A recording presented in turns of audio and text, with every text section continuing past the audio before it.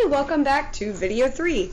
Now that you've opened the video, I want you to go ahead and pause it and try example 4 on your own.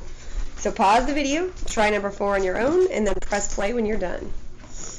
Alright, so we've gotten our r squared here. Let's go ahead and define our explanatory, our x variable, and our response, our y variable.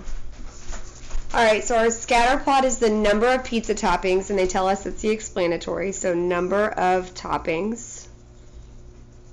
And that should help us predict the price. So price of pizza in dollars, right? So the more toppings, the more the pizza costs. So you can see that the slope is positive.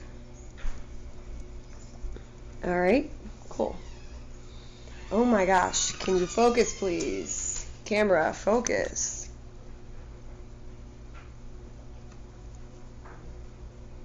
There we go.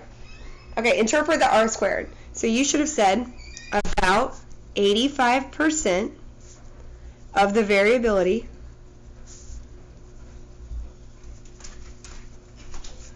in price of pizza, because that's our response variable, is accounted for by our model, the least squared regression line, with x equaling the number of toppings. Alright, so if 85% of the variability is represented by number of toppings, what's the percent of variability due to other variables that are not number of toppings? And you would do 100% minus 85%, so you should have gotten 15%. And what could those other toppings be? How about the size? Small, medium, large? Those would affect price, right? How about the type of topping? Right? Avocados would be more expensive than extra cheese. How about the type of crust?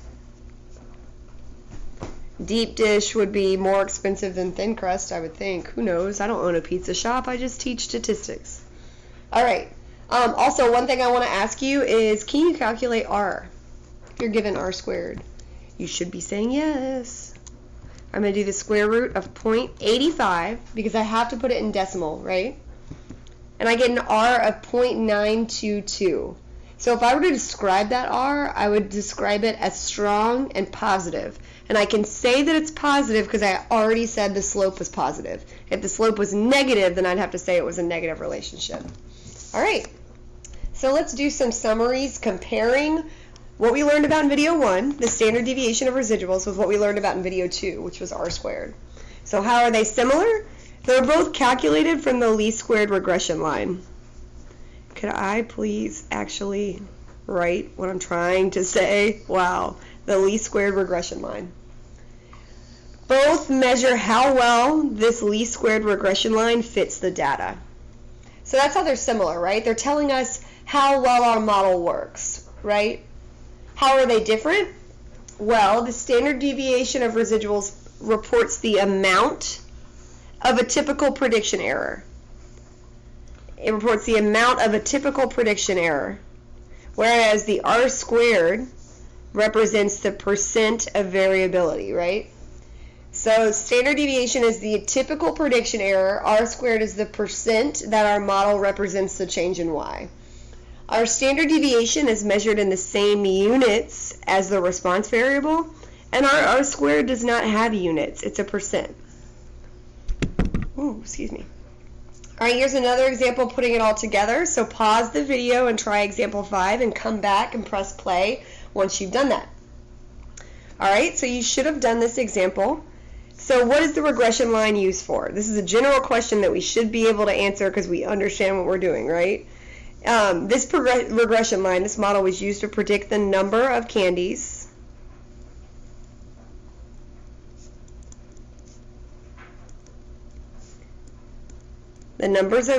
grabbed, which is my response variable, right? We're always trying to predict the response using hand span in centimeters. That's our explanatory. So that's what that model is used for, right? This is our model up here. All right. How would we predict the number of candies we can grab if my hand span is 25? Well, they gave us a hand span, so they gave us our x, right, our explanatory, 25 centimeters. So I would take our model, y hat equals negative 29.8 plus 2.83, and I would plug in 25 for my x. Do you see how my x is right there next to my slope? I'm plugging it in, and I'm going to get a y hat, negative 29.8 plus 2.83 times 25. I'm going to get a y hat of 40.95. 40.95 what? Y hat is our predicted value of y. Our y is our response variable, which is number of candies. So this should be 40.95 candies. That's a lot of candies. All right. Interpret the standard deviation of residuals. So we know that the standard deviation of residuals is our typical prediction error. So looking up, they gave us an S. Our S is equal to 4.03. You better slap a unit on that S. Our S is our response variable, which is candies. Unit slapped. All right, S is equal to 4.03 candies. All right, so we're going to interpret that, right? And we're going to use that same sentence stem that we've been doing. We're going to say that the actual number of candies,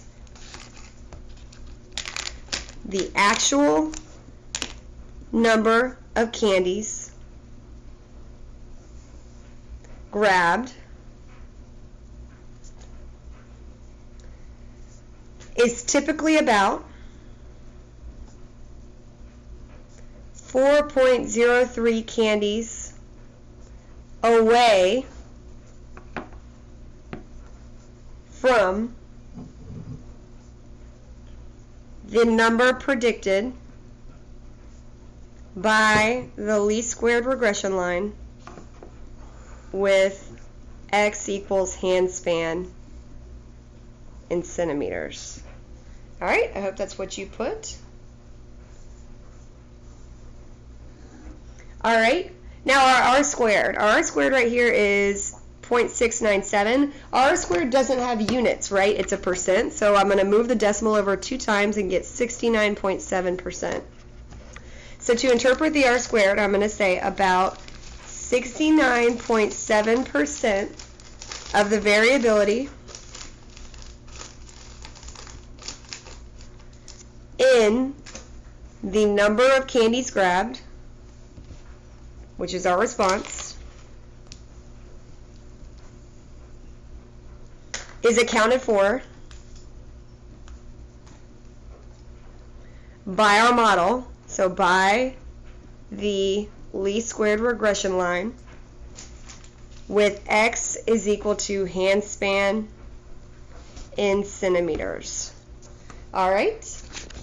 Now, if you know the r squared, you must certainly know the r, right? I'm going to take the square root of 0.697. I'm going to go back to that decimal, and I'm going to say that my r is 0.835. 835. So that would mean that it's strong. And is it positive? Let's go back. Is my slope positive? It is. So I know that my correlation is positive as well. All right, let's go to the last page. All right, part 4, interpreting regression output. Okay, so we have 2 statistical software packages that have output that just tells us our least squared regression line, our S, and our R squared. We don't have to do any calculation. We don't have to put anything in the calculator. This output just tells us. So the only thing we need to do is make sure we know how to read this output. So here's 2 different outputs. This is Minitab.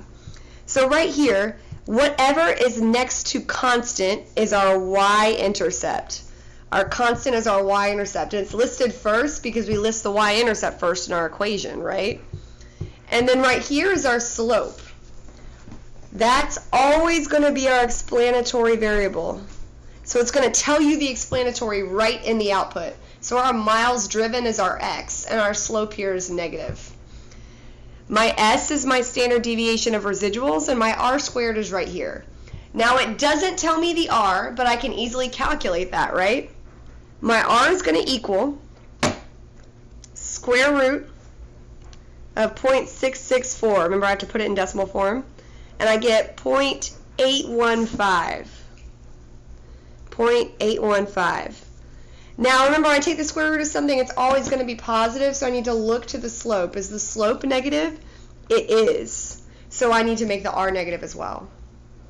Alright, here's the same thing in JMP. I would say that you'll see Minitab more than you see JMT.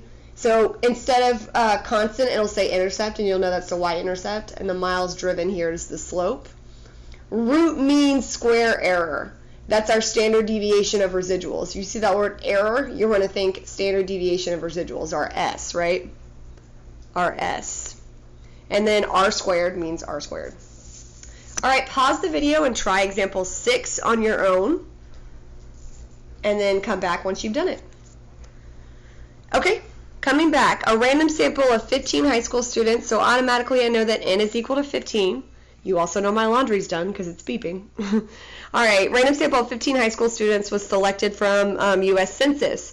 Their foot length in centimeters and height in centimeters were recorded, and here are the scatter plots with a Minitab output.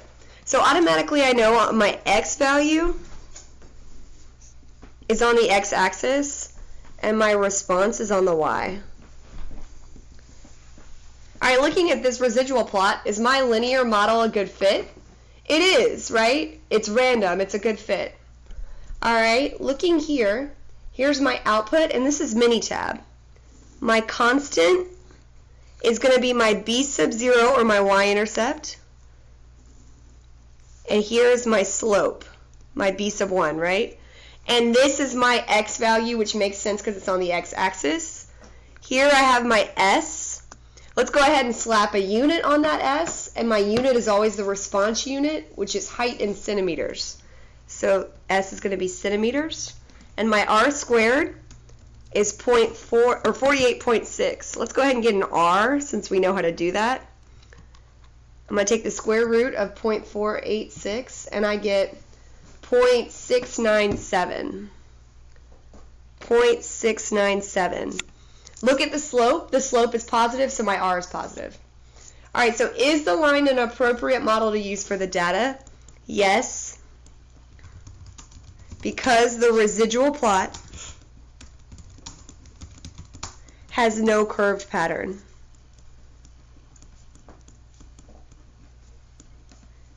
So the linear model is appropriate. All right. Find and interpret the correlation. Well, we already did that just by analyzing the data, right? We took the square root. So r squared is going to be 48.6%, and we changed that to a decimal, 0.486. So my r is going to equal the square root of 0.486, and we got 697, and we know it's positive because the slope is positive. And so when we interpret this, we'll say the association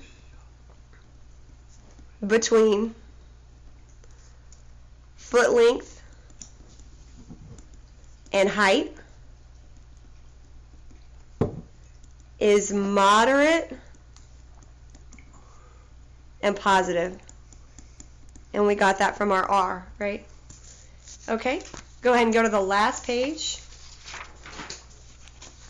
All right, the equation for the least squared regression line. So I'm gonna, you can't even see what I'm talking about. All right, so I'm gonna hold up the Minitab so I can reference it. All right. Oh my gosh. There we go. All right, so the least squared regression line is gonna be y hat equals, let's put our y-intercept first. So 1.0341, I got that from right there. Plus, because it's positive, 2.7469x. All right, and if I was defining variables, I would say y hat is going to equal the predicted height in centimeters, and x is foot length, also in centimeters. Now, another way to write this is by writing the actual variables in. So you can do this formula and define variables